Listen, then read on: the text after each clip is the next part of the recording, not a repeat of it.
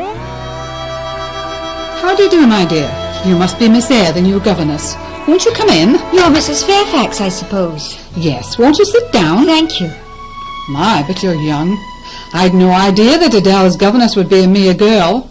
Not that I underestimate your abilities. I'm sure you're very capable. Shall I have the pleasure of seeing Miss Fairfax tonight? Miss Fairfax?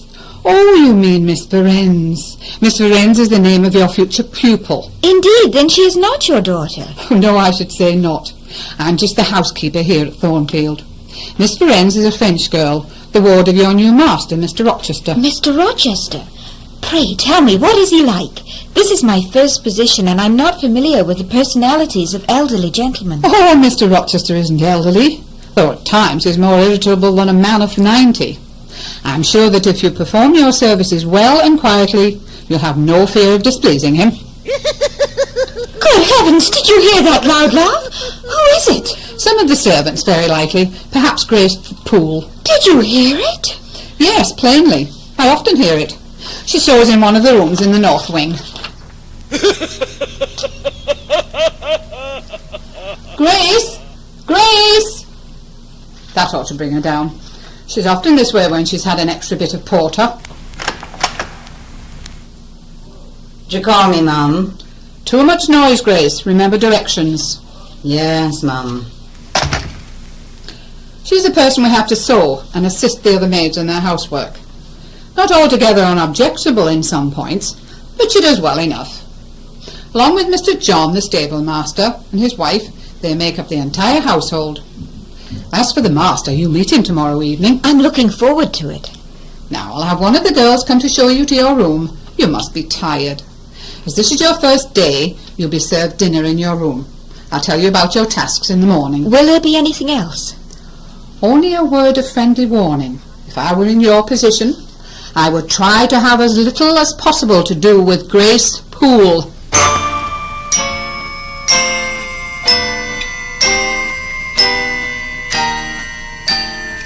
Mr. Rochester, here is Miss Eyre. Ah, the new governess for Adele. Let Miss Eyre be seated. That will be all, Miss Fairfax. I'll call you when I want you. Yes, sir. Turn your face to the fire, Miss Eyre, that I may have a better look at you. There, that's better. Now then, you've come from... From Lowood School, sir, in Westshire. An orphan asylum. How long were you there? 8 years. 8? No wonder you would rather the look of another world. No parents, no home? No, none. Who recommended you to Thornfield? I advertised and Mrs. Fairfax answered my advertisement. Tell me about your background. Have you known many people? Do you read much? The only society I know are from those few outsiders that ever visited the orphanage. As for reading, I'm familiar only with such books as came my way, and they weren't very numerous, I'm afraid, nor very learned. Mrs. Fairfax showed me some sketches you had done, with the aid of an instructor, no doubt. No, indeed, sir. Ah, that pricks your pride. Where did you get your copies? Out of my head, sir. Has it other furniture of the same kind within? I should think it may have. I should hope better. Were you happy while painting the pictures? I was absorbed, sir. Yes, and I was happy. To paint them was to enjoy one of the keenest pleasures I have ever known. That's not saying very much, I'm afraid. Examine me, Miss Eyre. Do you think me handsome? No, sir. Well, there is something singular about you. You aren't afraid to tell the truth. But look at my brow. Do you think me a fool? Far from it, sir. You would perhaps think me rude if I inquired in return whether or not you are a philanthropist. It's 9 o'clock. What are you about, Miss Eyre? To allow your pupil to stay up so late. Will there be anything else, or may I leave? The interview is at an end, Miss Eyre. I think you'll do. Yes, I think you'll do. Very nicely indeed.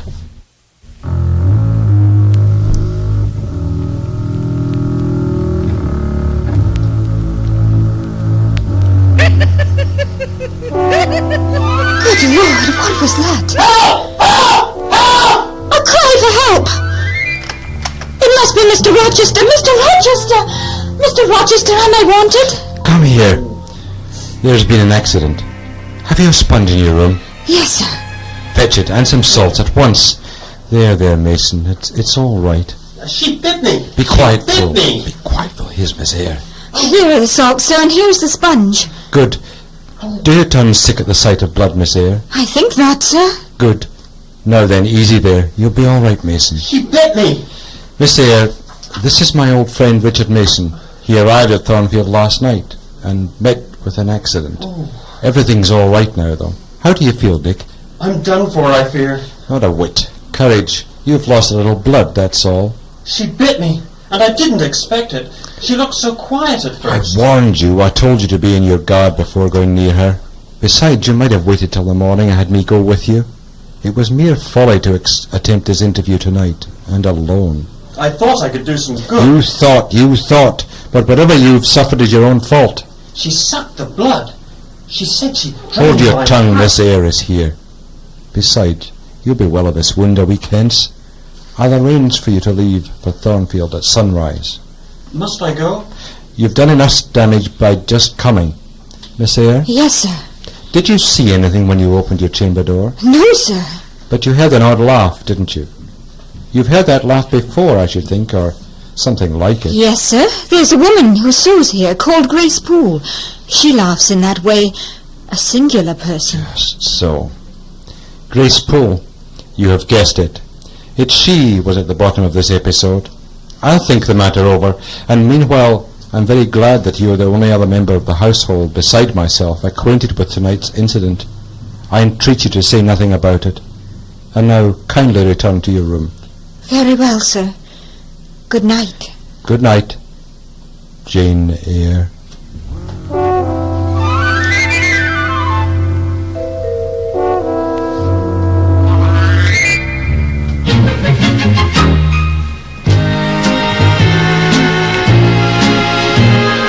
What, Miss Eyre? Here on the second floor while the parlour is alive with dances? For shame. I must see little Adele to bed first. Besides, Mr. Rochester has not asked me to join his friends at their party. Oh, mercy. He asked me to tell you to go down as soon as it was convenient, and I forgot all about it. At any event, you should know by now, after so many months of service here, that Mr. Rochester always welcomes the sight of you. But it's still not too late. Go and enjoy yourself. I'll put Miss Adele to bed. I will, just as soon as I change my gown. That's not necessary. Your frock is good enough for a governess. But how plain I should look beside that handsome woman in the green velvet dress. Mr. Rochester seems to be paying her a great deal of attention.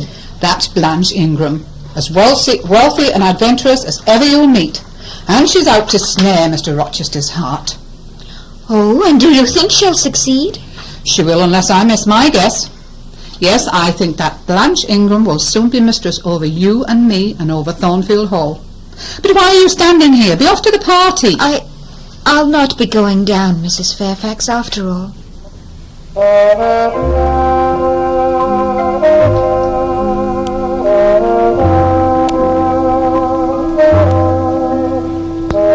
You sent for me, Mr. Rochester? Yes, Jane. You've come to love Thornfield and Adele and Mrs. Fairfax, haven't you? Yes, sir. In different ways I have affection for all of them. And would you be sorry to part with them? Must I move on, sir? Must I leave I Thornfield? believe you must, Jane. I'm sorry, but I believe you must. Then you are going to be married, sir. With your usual acuteness, you have hit the nail straight on the head. I hope to be bridegroom within the month. I believe I know of a position in Ireland that I might obtain for you. Ireland? That's a long way off from Thornfield, sir, and you, sir. But where do you see the necessity of being apart from me? Where? In the shape of Miss Ingram, a noble and beautiful woman, your bride. My bride? Do you think I could love Miss Ingram? So cold, so shallow. Jane, don't you understand? It is you that I ask to stand at my side. But you yourself have said... Jane, good, honest, meek Jane, it is you that I love, with all my heart. You that I entreat to accept me as husband. Turn your face towards the moonlight, that I may read your countenance. Are you in earnest, sir?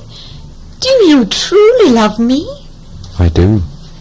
And if an oath is necessary to satisfy, I swear it. Then, sir, I will marry you. Come to me. Come to me now. Make my happiness and I will make yours. God pardon me. Not meddle with me. I have her, and will hold her.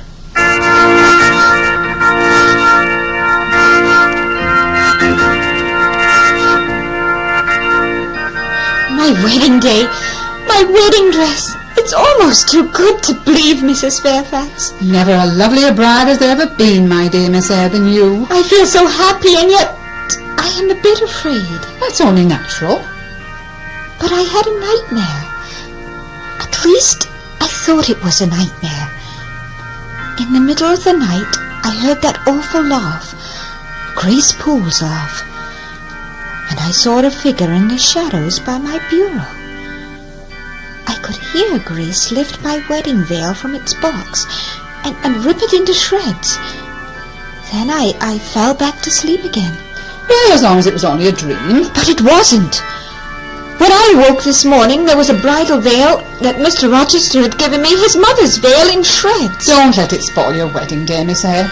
Listen, the wedding march. It's your turn to go down into the parlour. Mr. Rochester is waiting for you with the minister. Good luck, my child. God bless you, Miss Eyre.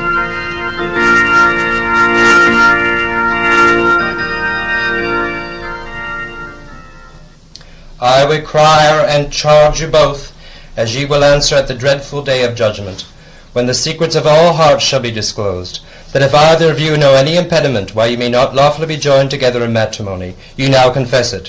For be ye well assured that so many as are coupled together otherwise than God's worth doth allow, are not joined together by God, neither is their matrimony lawful. Wilt thou, Edward Rochester, have this woman for thy lawful The marriage wife? cannot go on. I declare the existence of an impediment. Mr. Mason, what do you mean? Proceed with the ceremony, Reverend Wood. I cannot proceed without some investigation to what has been asserted, and the evidence of its truth or falsehood. What is the nature of this impediment, sir? It simply consists in the existence of a previous marriage. Mr. Rochester has a wife now living. God help me. Who is she? Where is she? She is my sister, Bertha Mason Rochester, and her home is here, at Thornfield Hall. Impossible. I've been housekeeper here for 20 years, and I never heard of a Mrs. Rochester. No! I took care that none should hear of it, or of her under that name. Enough! There will be no wedding. Bigamy is an ugly word, yet I meant to be a bigamist. You say you've never seen Mrs. Rochester. Come then, and see her now. She's a maniac, an insane woman under the care of old Grace Poole. It's she that you hear laughing and screaming at night. She! Grace! Come down! This man, Mason, who calls himself my friend, he tricked me into marrying her 15 long years ago, even at a time when he knew her blood was tainted. You called me, sir? Yes, Mrs. Poole. How are you? And how is your charge today? We're tolerable, sir. Rather snappish, but not outrageous. Then take these people to see her. Take care, Reverend Wood, that she has no knife to attack you with, as she did that night that Mason was last here. Show him how sweet your sister is, Mason. Go, all of you, and see the mad woman that I called wife. Go!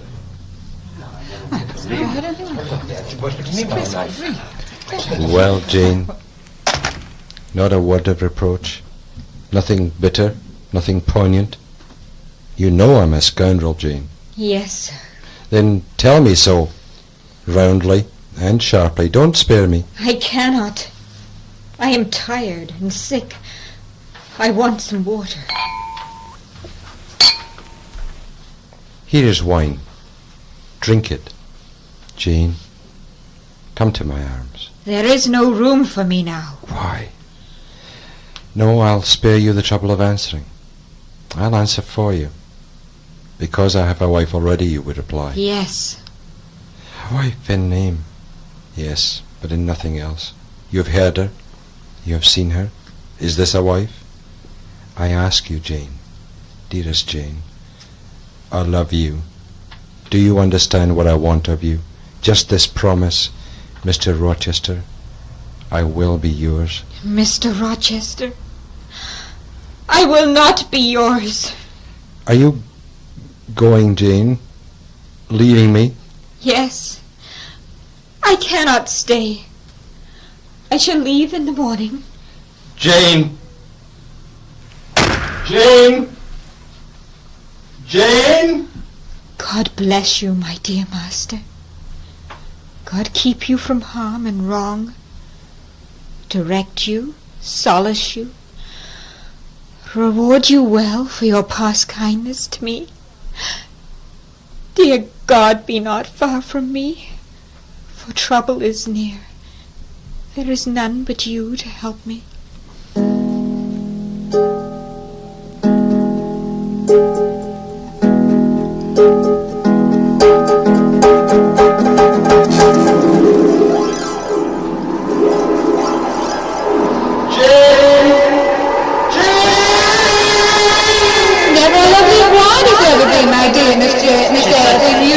She said she'd drained my heart. That's Grand Syndrome, which is out for Mr. Rochester's heart. She said she'd drained my heart. Jane! Jane, it is you that I love with all my heart.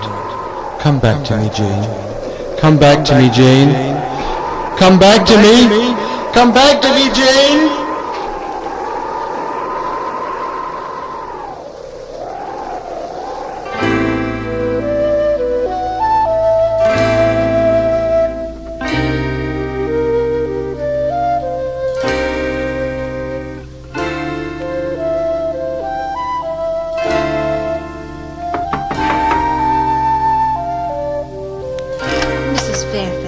How are you, dear friend? Why, is it really you, Miss Eyre, come after all these years to this lonely place? Yes, it's really I. But what has happened to Thornfield Hall? When I turned the road and saw this blackened shell of a house, my heart grew faint. Come in, child, and I'll tell you. There was a great fire a few years ago. The whole house except this wing was destroyed. It started in the north wing, in her room. Mrs. Rochester's? Yes, and everyone was out on the lawn, but there she stood at a window, refusing to come out. There was no way to reach her from the inside of the house. It was all ablaze. So Mr. Rochester climbed out onto the roof and began to inch his way over to where she was. Be quick and finish your tale. Just as he reached the place where she was, she jumped and was instantly killed. What of Mr. Rochester?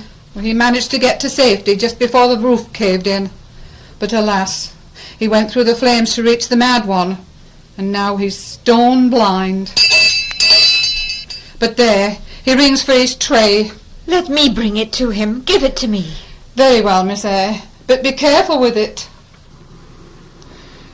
Set the tray down by the fire, Mrs. Fairfax, but give me the water. This is not Mrs. Fairfax's hand. Is it you, Mary? Mary is in the kitchen. Jane? Good grief, what delusion has seized me? What madness? No delusion, no madness. Your mind, sir, is too strong for delusion. Your health too sound for frenzy. Give me your hand. Jane Eyre. Jane Eyre. My dearest master, it is indeed Jane Eyre. I have come back to you. You have come back. When I needed you most. Is that not the task of friends? You speak of friends, Jane. I want a wife. Do you, sir? Is it unwelcome news to you?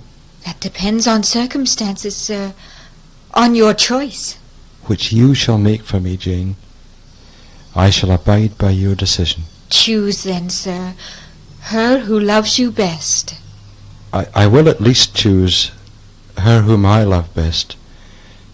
Jane, will you marry me? Yes, sir. A poor blind man whom you will have to lead about by the hand. Yes, sir. A crippled man 20 years older than you, whom you will have to wait upon. Yes, sir. Truly, Jane? Most truly, sir.